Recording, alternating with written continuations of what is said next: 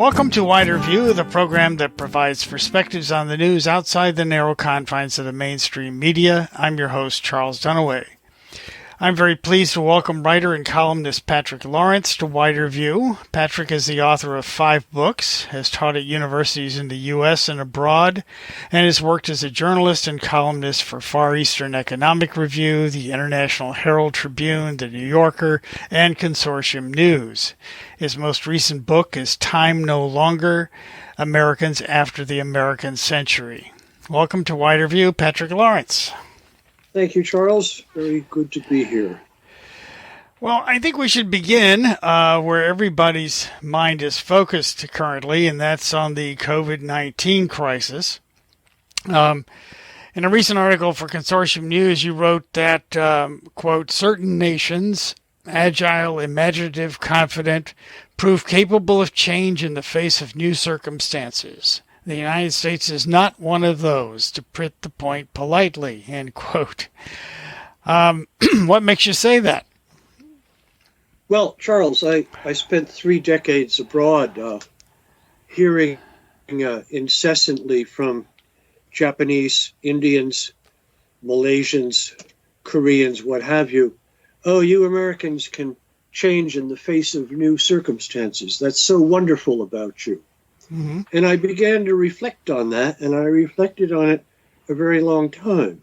My conclusion after many years of reflection was that actually what foreign people often assume about us, we Americans, is the exact opposite of the truth.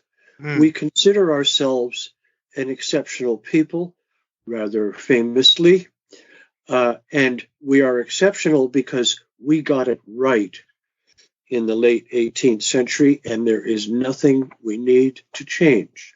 When things go wrong, it requires adjustment at the margin and no more. And this is our problem. I mean, look at the French today, look at the Koreans, certainly look at the Italians. I will even put the Chinese, right? These are direly new circumstances. They're off the starting blocks. We aren't. Yeah, we seem to have been, the government, particularly in this crisis, has seemed to want to do things the way we've always done them. As you said, do a few things around the margins, and our response has been very slow. By comparison to other nations, right? Yes. One of the points I was very pleased to make in that column is the role of the state was a contentious question throughout the 20th century. As I said in the column, I might nominate it as the premier question of the 20th century. What is the state supposed to do in any given political economy? I spent most of my professional years as a correspondent in the non-West. Their answer to that question is very different than ours. And what I see now, we are caught entirely with our pants down, forgive the cliche, with our minimal government and all that. It emphatically dates to Reagan, maybe long before that. And our answer to that question is dead wrong. Now, what one is hearing at the moment is that, yes, well, temporarily we have to set aside our market fundamentalism with the implication we'll get right back to it when this is over. Right. That's wrong. We should take this, and I hope your listeners take this to heart. We should take this as a moment for a very considerable rethink of our political economy, our political institutions, our attitude toward government, etc. Right? Very important moment. Let us not underestimate it.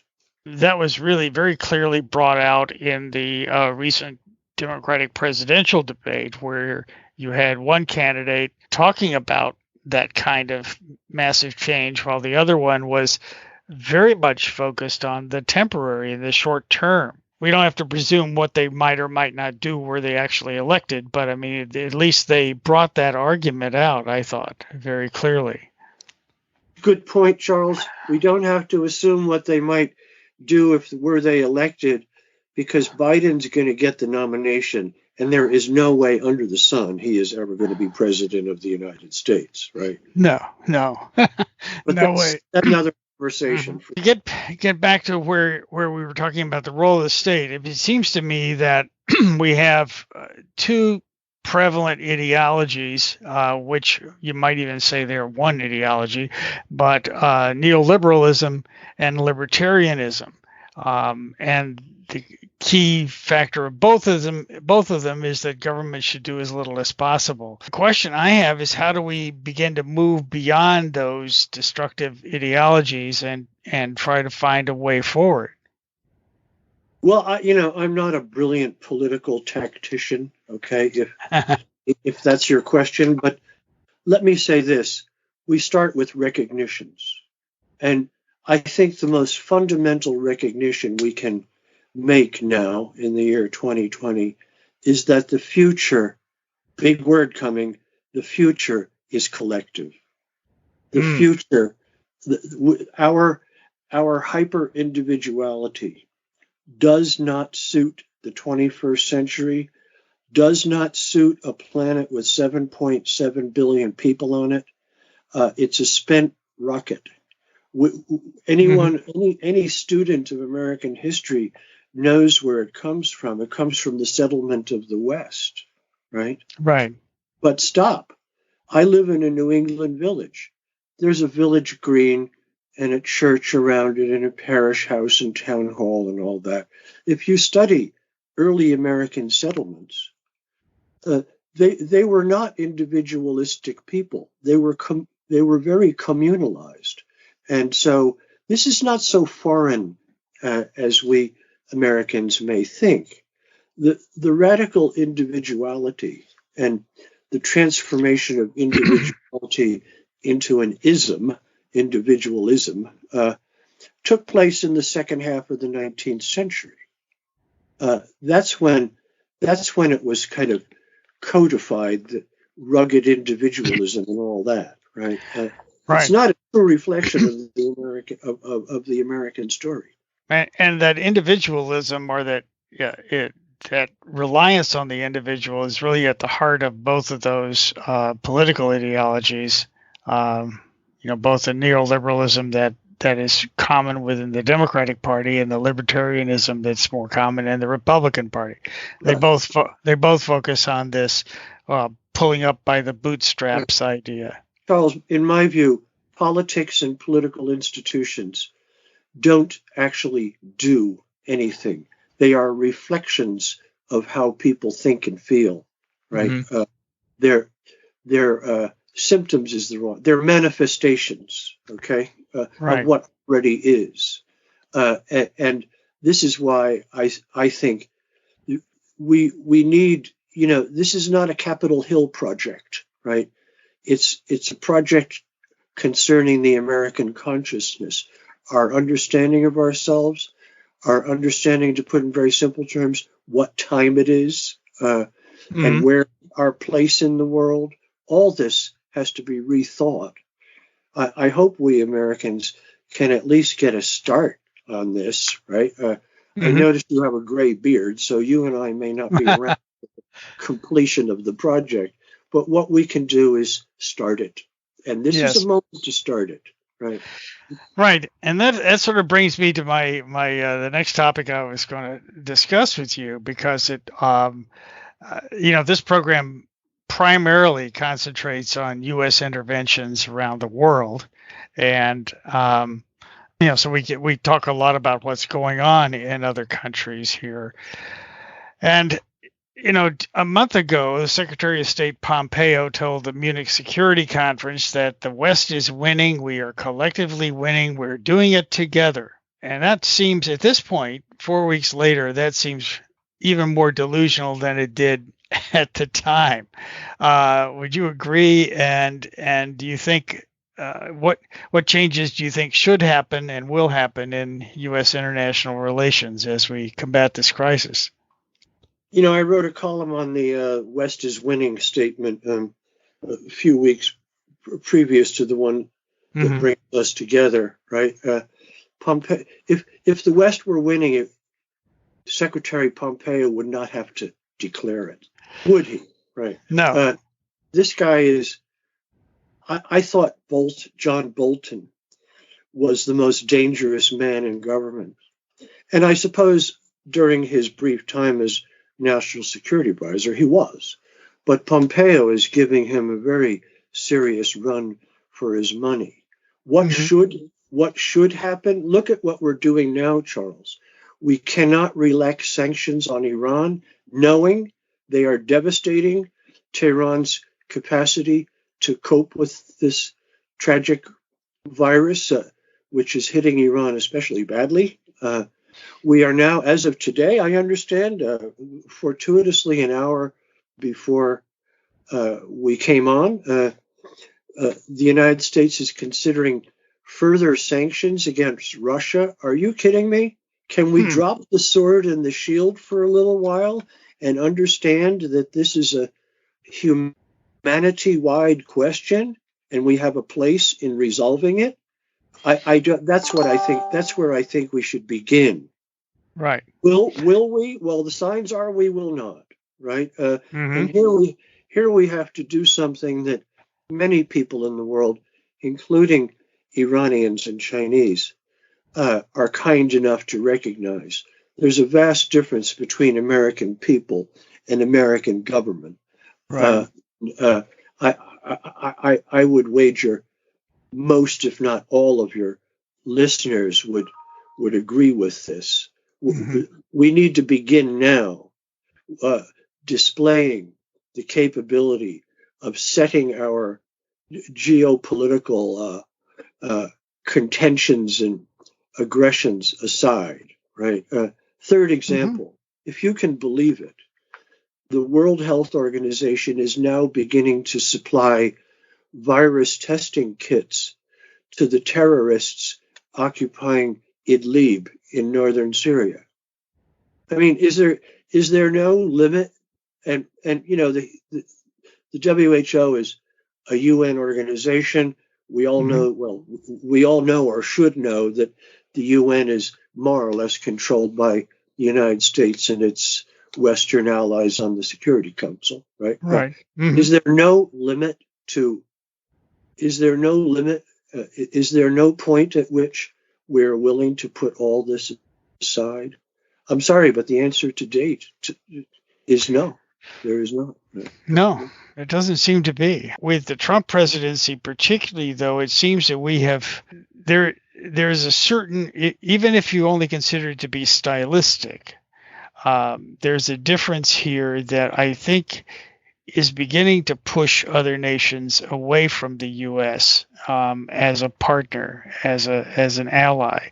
Of course, they have to deal with the military might and the economic might at this point, but I do sense that nations are beginning to pull away from us. Would you agree? Yes, long time coming. I would like more distance across the Atlantic. I'd like to see a much looser Atlantic alliance. I'd love to see Europe develop a voice of its own. It has not had one since the collapse of the continent in the Second World War. Right, it became very dependent on the United States after that, and by 1947 the Cold War was on, and they've never found, with exceptions such as de Gaulle, Europeans have never found. They lost their voice. The pre-war leadership, Churchill and all those people, post-war leaders never knew anything other than dependence on the United States. So it's difficult for them. But is the world moving away from us? Yes. I don't mean that to be cynical or ill-wishing of. I don't have an ill wish for America at all. I think it would be a better planet if it's part of the process of developing a multipolar world. Okay. One more point here. you mentioned America's military strength and all that. During my years wandering as a correspondent, I began to distinguish between strong nations and those that are merely powerful. We are a powerful nation, no issue. We are not a strong nation, and the evidence of that is right outside your window as we speak, right? The Chinese, one may or may not like what one sees when looking at China, but it's a strong nation, no question, right? Right. Okay. The Europeans, I'm not a fan of President Macron of France, but France is proving to be a stronger nation than the U.S., and so is Italy, I would say, right? There is strength in their capacity to put things aside and address this in a unified way, all in it together, right? People are actually using that phrase in Europe, you know. We can only wish for that. We can only persuade ourselves we have it when we don't, you know. There's a lot of bluster right now, but I do think that we're pushing other nations toward a multipolar world rather than we are.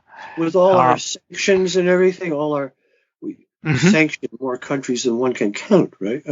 Right.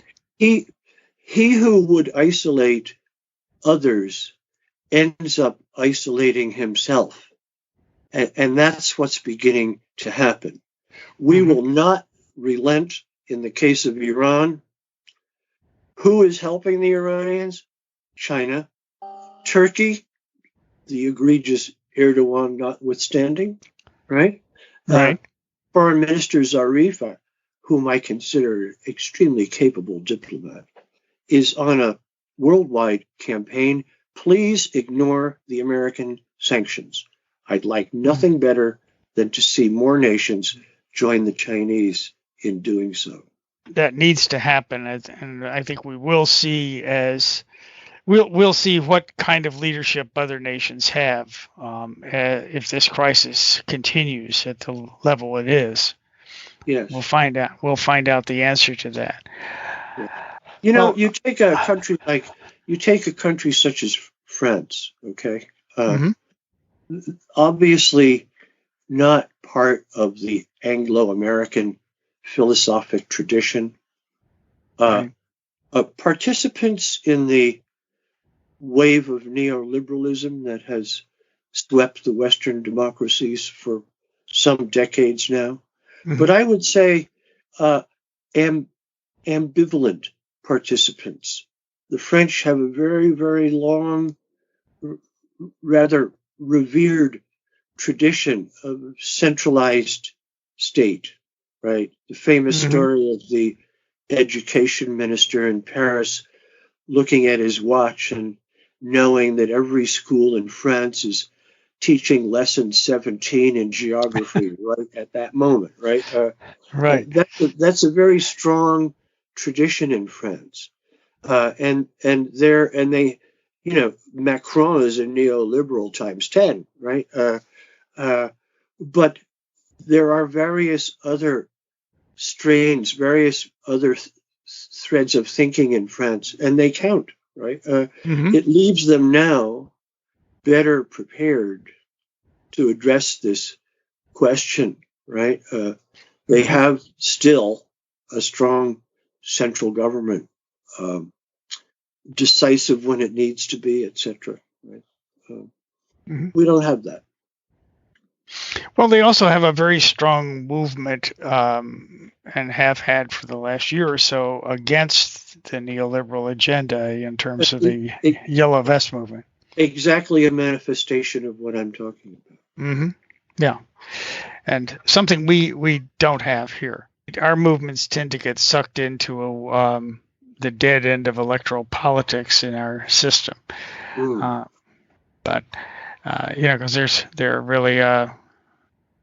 there's really not much chance that anything is going to develop out of that. I don't think.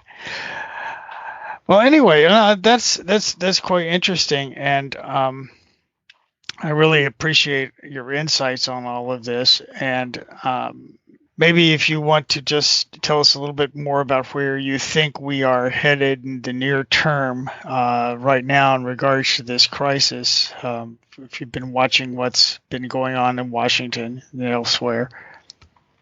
The science and the medicine, I don't know more about it than any other person keeping clear of people and social distancing.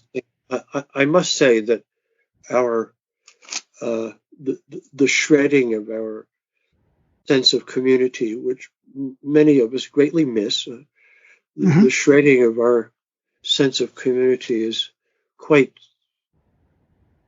horribly exposed now, and Right. it's just a